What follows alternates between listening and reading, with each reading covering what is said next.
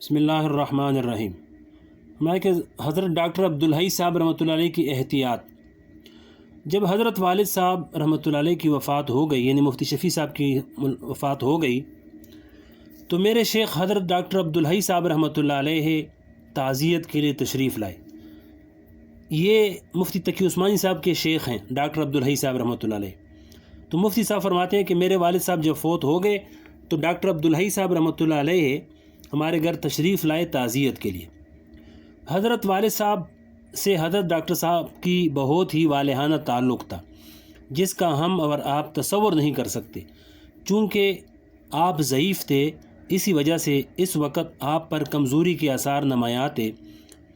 مجھے اس وقت خیال ہے کہ حضرت والا پر اس وقت بہت ضعف اور غم ہے، تو اندر سے میں نے حضرت والا صاحب کا خمیرہ لے آیا، یعنی تقی عثمانی صاحب فرماتے ہیں کہ میں حضرت والد صاحب والا خمیرہ لے آیا اور ڈاکٹر صاحب عبدالحی صاحب رحمۃ اللہ علیہ کو تناول فرمانے کا کہا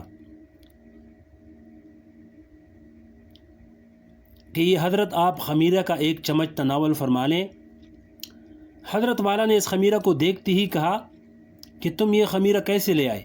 یہ خمیرہ تو اب میراث کا ہے اور ترکہ کا ایک حصہ بن گیا ہے۔ اب تمہارے لیے جائز نہیں کہ اس طرح یہ خمیرہ اٹھا کر کسی کو دے دو، اگرچہ وہ ایک چمچ کے برابر ہی کیوں نہ ہو۔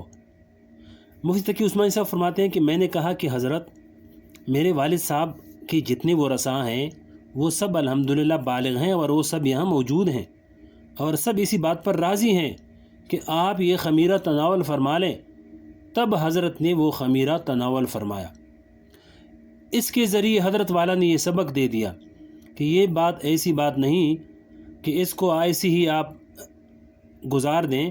فرض کریں کہ اگر تمام ورثاء میں ایک وارث بھی نابالغ ہوتا یا موجود نہ ہوتا اور اس کی رضامندی شامل نہ ہوتی تو اس خمیرہ کا ایک چمچ بھی حرام ہو جاتا۔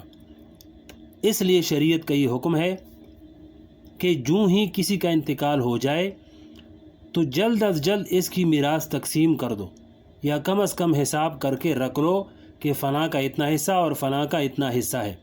اس لیے کہ بعض اوقات تقسیم میں کچھ تاخیر ہو جاتی ہے، بعض اشیاء کی قیمت لگانی پڑتی ہے اور بعض اشیاء کو فروخت کرنا پڑتا ہے، لیکن حساب اسی دن ہونا چاہیے۔ آج اس وقت ہمارے معاشرے میں جتنے جھگڑے پھیلے ہوئے ہیں، ان جھگڑوں کا ایک بڑا بنیادی سبب حساب کتاب کا صاف نہ ہونا اور معاملات کا صاف نہ ہونا ہے۔ آگے فرمایا کہ امام محمد اور تصوف پر کتاب۔ امام محمد رحمۃ اللہ علیہ جو امام ابو حنیفہ رحمۃ اللہ علیہ کے شاگرد ہیں، یہ وہ بزرگ ہیں جنہوں نے امام ابو حنیفہ رحمۃ اللہ علیہ کے سارے فقیہی احکام اپنے تصانیف کے ذریعے ہم تک پہنچائے۔ ان کا احسان ہمارے سروں پر اتنا ہے کہ ساری عمر تک ہم ان کے احسان کا صلہ نہیں دے سکتے۔ ان کی لکھی ہوئی کتابیں کئی اونٹوں کے بوجھ کے برابر تھیں۔ کسی نے ان سے پوچھا کہ حضرت آپ نے بہت ساری کتابیں لکھی ہیں لیکن تصوف اور زہد کے موضوع پر کوئی کتاب نہیں لکھی۔ امام محمد رحمۃ اللہ علیہ نے جواب میں فرمایا کہ تم کیسے کہتے ہو کہ میں نے تصوف پر کتاب نہیں لکھی؟ میں نے جو کتاب البیوع لکھی ہے وہ تصوف ہی کی تو کتاب ہے۔ مطلب یہ تھا کہ خرید و فروخت کے احکام اور لین دین کے احکام حقیقت میں تصوف ہی کے احکام ہیں، اس لیے کہ زہد اور تصوف در حقیقت شریعت کی ٹیک ٹیک پیروی کا نام ہے، اور شریعت کی ٹیک پیروی خرید و فروخت اور لین دین کے احکام پر عمل کرنے سے ہوتی ہے۔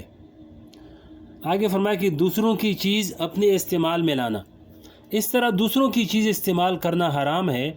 مثلا کوئی دوست ہے یا بھائی ہے، اس کی چیز اس کی اجازت کے بغیر استعمال کر لی تو یہ جائز نہیں بلکہ حرام ہے۔ البتہ اگر آپ کو یہ یقین ہے کہ اس کی چیز استعمال کرنے سے وہ خوش ہوگا اور خوشی سے اس کی اجازت دے دے گا، تب تو استعمال کرنا جائز ہے۔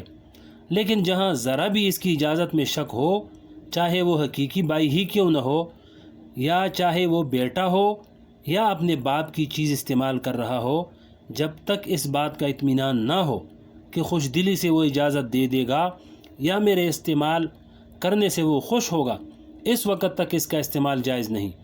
حدیث میں نبی کریم صلی اللہ علیہ وسلم نے فرمایا کسی مسلمان کا مال تمہارے لیے حلال نہیں جب تک وہ خوش دلی سے نہ دے۔ اس حدیث میں اجازت کا لفظ استعمال نہیں فرمایا بلکہ خوش دلی کا لفظ استعمال فرمایا۔ مطلب یہ ہے کہ صرف اجازت کافی نہیں بلکہ وہ اس طرح اجازت دے کہ اس کا دل خوش ہو، تب تو وہ چیز حلال ہے۔ اگر آپ دوسروں کی چیز استعمال کر رہے ہیں لیکن آپ کو اس کی خوش دلی کا یقین نہیں ہے تو آپ کے لیے وہ چیز استعمال کرنا جائز نہیں۔ اللہ پاک ہمیں عمل کرنے کی توفیق نصیب فرمائے۔